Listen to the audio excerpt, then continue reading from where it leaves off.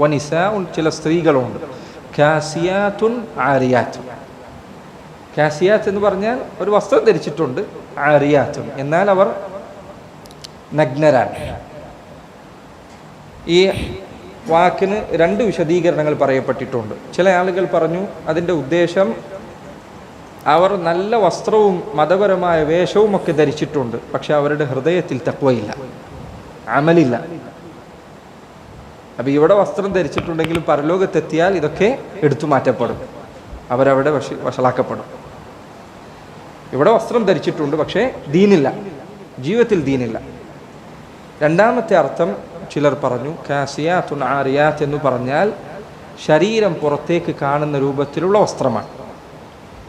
അത് ട്രാൻസ്പെറൻ്റ് ആകാം, അതല്ലെങ്കിൽ വളരെ ടൈറ്റായ വസ്ത്രവുമായിരിക്കും. ഇത് രണ്ടും ശരീരം കാണിക്കുന്നതാണ്. അതിലൊന്ന് മറ്റൊന്നിനേക്കാൾ കടുത്തതാണ്. ട്രാൻസ്പെറൻ്റ് ആയ വസ്ത്രം ടൈറ്റായ വസ്ത്രത്തെക്കാൾ ഗുരുതരമാണ്. ഇന്ന് കാലത്ത് ആളുകൾ ധരിക്കുന്ന വസ്ത്രങ്ങൾ ഈ രൂപത്തിലുള്ളതാണ്. ഇത് ഭർത്താവിന് മുൻപിൽ ഭാര്യയ്ക്ക് ധരിക്കാം, തെറ്റില്ല. അതല്ലെങ്കിൽ ഭാര്യയ്ക്ക് മുൻപിൽ സുതാര്യമായ വസ്ത്രം ഭർത്താവിന് ധരിക്കാം, അനുവദനീയമാണ്. അതല്ലെങ്കിൽ ഇടുങ്ങിയ വസ്ത്രം ധരിക്കാം, ഇതൊക്കെ അനുവദനീയമാണ്. പക്ഷേ അതല്ലാത്ത ആളുകൾക്ക് മുൻപിൽ ഈ വസ്ത്രം ധരിക്കുക എന്നത് പാടില്ല, നിഷിദ്ധമാണ്.